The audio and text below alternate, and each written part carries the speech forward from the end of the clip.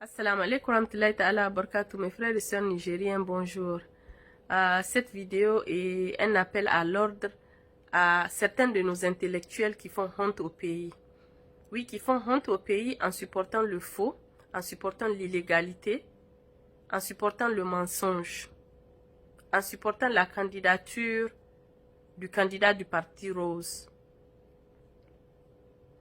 Je vous donne un exemple à titre illustratif. Il vous souviendrait qu'il y a quelques semaines de cela, ce monsieur est allé à l'université Abdou Moumouni de Niamey et a affirmé devant tout le monde que l'histoire du ministère de la Défense était fausse. Eh bien, figurez-vous que ce même monsieur a accordé une interview à la télévision France 24 dans laquelle il dit que l'histoire du ministère de la Défense était vraie et que c'est parce que cette histoire était avérée que le président Issoufou avait demandé à Issoufou Katambe d'aller assainir ce ministère-là. Il est allé plus loin quand le journaliste lui a posé la question de savoir si la question de sa nationalité était une question de politique politicienne ou bien si c'était du racisme. Il a traité le peuple nigérien de raciste en disant que ça peut être du racisme. C'est pas toujours que vous le dites en public, mais c'est un ministre de la République. Je suis obligé pour me défendre de dire que ce n'est pas vrai ce qu'il a dit. Ce n'est pas vrai, je le dis et il va l'entendre. Le Palembert, quand dans son propos, Issoufou Katambe dit que les cartouches ne marchent pas, c'est pas vrai. C'est pas vrai, je le dis. Je le dis, c'est pas vrai. Pourquoi ne faut-il pas le dire? Il l'a dit en causant. Vous savez, les humains, comment ils sont. Ce que vous dites en privé, c'est pas toujours que vous le dites en public, mais c'est un ministre de la République. Je suis obligé pour me défendre de dire que ce n'est pas vrai ce qu'il a dit. Ce n'est pas vrai, je le dis et il va l'entendre. Parce que moi, je ne recule pas devant la vérité. Je veux en venir à un scandale qui a agité le Niger. Il s'agit de contrats passés par le ministère de la Défense. Ils ont été révélés par un audit qui a constaté des surfacturations, des suspicions de corruption. Alors il y a des acteurs économiques importants qui ont été pointés du doigt, mais aussi des ministres de la Défense qui sont des cadres de votre parti. Alors ça jette quand même la suspicion peut-être sur le comportement de certaines personnes dans votre parti sur ces contrats juteux. Oui, il y a eu la prévalence de pratiques de corruption, de surfacturation, de concussion, en tout cas des cadres de l'administration. Il y a pu y avoir aussi des commandes qui n'étaient pas opportunes. Ce sont des choses bien réelles qui ont amené le président de la République à nommer le ministre Issoufou Katambe et à lui demander de regarder ça de près et d'y mettre fin. Cet audit, il n'est pas tombé du ciel, il est le produit de la volonté du président de la République d'assainir la gestion des ressources destinées au ministère de la Défense et nous sommes en train de faire ce travail avec la rigueur requise. Est-ce que si vous êtes élu, vous vous engagez à faire des audits, justement, des contrats passés par les entités publiques afin de nettoyer un petit peu peut-être ce qui doit l'être? Absolument. Il me semble qu'il est difficile de faire l'économie d'audits de ce genre-là pour que nous partions sur des bases plus saines encore. Nous n'avons jamais fait mystère des choses que nous soupçonnons. Si je vous disais que notre administration est une administration comme on l'aurait souhaité, je vous raconterai des histoires. Parce que je suis convaincu qu'il y a des choses auxquelles il faut mettre fin et en cela en phase avec M. le Président Issoufou Mahamadou que nous allons continuer ce travail d'assainissement dans l'esprit de ce qu'il avait motivé lui en demandant cet audit au ministère de la Défense.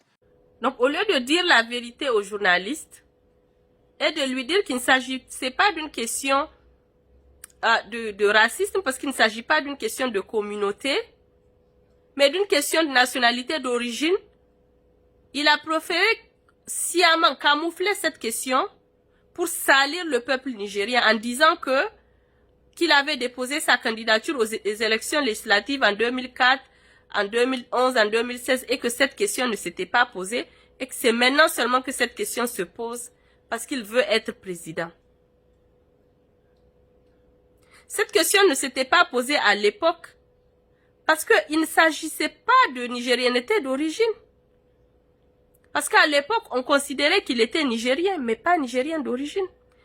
Et au même titre que tous les Nigériens, il avait le droit d'être député.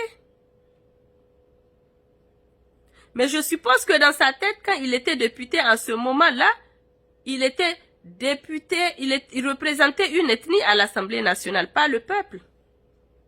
Parce que je ne peux pas comprendre un monsieur que le peuple a conduit à l'Assemblée nationale pour le représenter puisse venir cracher à la figure de ce peuple devant les yeux du monde pour traiter ce peuple de raciste.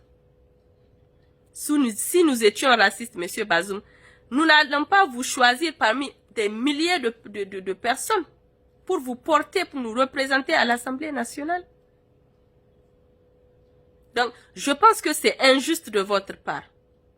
Malgré tout ce que vous faites, malgré tous les écarts de langage que vous avez faits à l'égard du peuple nigérien, il vous a porté à l'Assemblée nationale. Le peuple nigérien vous a tout donné.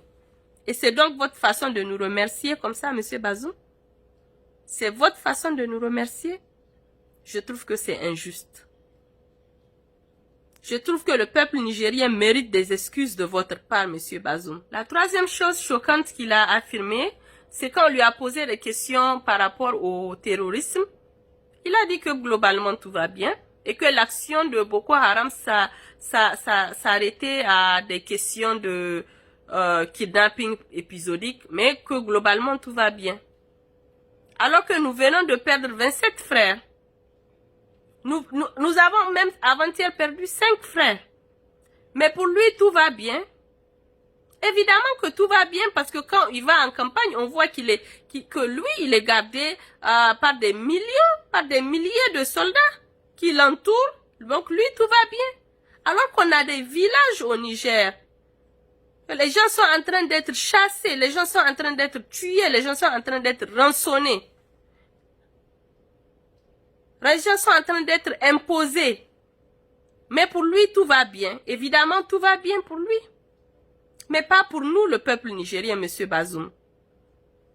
Pas pour nous. Donc, au lieu d'user de cette technique de bas étage et de vouloir mettre le peuple nigérien, le paisible peuple nigérien, les uns contre les autres, parce que oui, en voulant nous traiter de racistes, vous voulez nous mettre les uns contre les autres. Parce que nous, on n'a jamais renié le peuple arabe. Les Arabes du Niger sont une communauté à part entière. Ils ont le droit de briguer une magistrature, des candidatures à des magistratures suprêmes. Ils ont ce droit, c'est leur droit le plus absolu, au même titre que tous les Nigériens. Mais pas un Arabe d'origine libyenne. Pas un Arabe d'origine marocaine, pas un Arabe d'origine algérienne. Au même titre qu'un Hausa, de la même façon qu'un Hausa du Nigeria ne peut pas venir aujourd'hui dire qu'il veut être président du Niger, mais c'est même cette façon qu'un Arabe libyen ne peut pas venir dire qu'il veut être président du Niger. Est-ce que cela veut dire que les Nigériens sont racistes? Je pense que non. Je pense que non. C'est une disposition qui se trouve, mais dans beaucoup de pays du monde, pas au Niger seulement. Pourquoi personne ne crie au racisme là-bas? Pourquoi tout le monde respecte la loi là-bas? Pourquoi pas vous, monsieur Bazoum? Alors, je profite pour rappeler à l'ordre mes frères qui sont en train de couvrir le faux. Sachez que vous laissez une histoire derrière vous. Sachez que Moutenchi Badarani Nyazube Shikenan. Sachez que vous avez des petits-enfants. Vous avez des enfants, vous avez des petits-enfants, ou bien vous aurez des petits-enfants. Et que si vous, vos arrière-grands-parents, n'avez pas laissé un pays digne de ce nom pour vous, vous n'allez pas venir aujourd'hui profiter du Niger. Pensez à vos actes. Pensez aux actes que vous êtes en train de prendre. Pensez à la dangerosité de quelqu'un qui, avant de venir, avant de devenir président, cherche à diviser le peuple. Imaginez comment, si on a le malheur, je pèse bien mes mots, si on a le malheur à ce que Bazoum soit nommé, je dis bien nommé et je pèse mes mots aussi, à la tête du Niger, comment ce monsieur va se comporter à l'égard des Nigériens, à l'égard de vos enfants. Si vous courez juste derrière des petits postes, c'est que c'est pas la peine, c'est que vous n'avez rien compris. Pour un poste que vous allez occuper pendant combien de temps? Vous choisissez de brider l'avenir de vos enfants. Parce que figurez-vous, l'argent qu'il est en train de jouer avec lui vient de quelque part. Nous le savons tous. Et ces personnes-là ne vont pas s'asseoir comme ça et le regarder, comme ça. Donc, vos postes-là, vous les échangez. Vous ne vous êtes jamais posé la question de savoir contre quoi vous échangez vos postes-là. Vous hypothéquez l'avenir de vos enfants, l'avenir de vos petits-enfants. Pourquoi? Pourquoi faites-vous ça? Aucun homme, je dis bien aucun homme politique aujourd'hui ne vaut plus que le Niger. C'est le Niger que vous devez mettre en avant. Donc, ressaisissez-vous pendant qu'il est encore temps. Je parle spécifiquement de certaines catégories de fonctionnaires. Oui, ceux-là même avec la complicité desquels on veut nous imposer M. Bazoum. Ressaisissez-vous avant qu'il ne soit trop tard. Parce que l'histoire se rappellera toujours de vous. L'histoire nigérienne se rappellera toujours de vous. Oui. Parce que si beaucoup de pays étaient devant, c'est parce qu'il y avait des gens courageux qui pouvaient dire le droit, qui pouvaient s'arrêter à l'égard face à n'importe qui pour dire le droit, parce qu'ils avaient juré de faire ça. Parce que si vous avez écouté l'interview que M. Bazoum a accordée sur la télévision France 24, vous sauriez qu'il a fait preuve d'une mauvaise foi flagrante. Parce qu'il est allé jusqu'à affirmer que les mêmes documents qu'il a utilisés en 2004, en 2016, et en 2011 et en 2016 étaient les mêmes documents qu'il a utilisés cette année. Est-ce que c'est ce que dit l'arrêt de la Cour constitutionnelle? Est-ce que c'est ce que dit l'arrêt de la Cour constitutionnelle? Nous avions tous lu l'arrêt de la Cour constitutionnelle. L'arrêt avait bel et bien dit qu'il avait utilisé l'acte 99, cette fois-ci. Mais qu'en 2016, il avait utilisé l'acte numéro 140.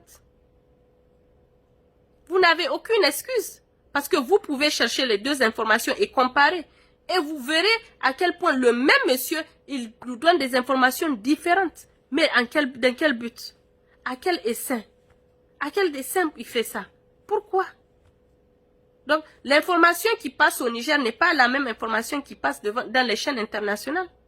Pourquoi? Dans quel but? Mais si vous voulez devenir un bon président, commencez d'abord à dire la vérité aux Nigériens.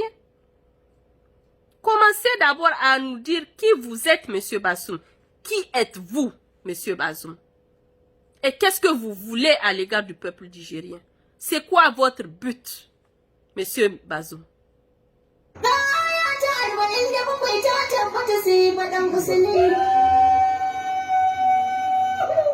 Kai kuma da kiɗan waka na sai asali.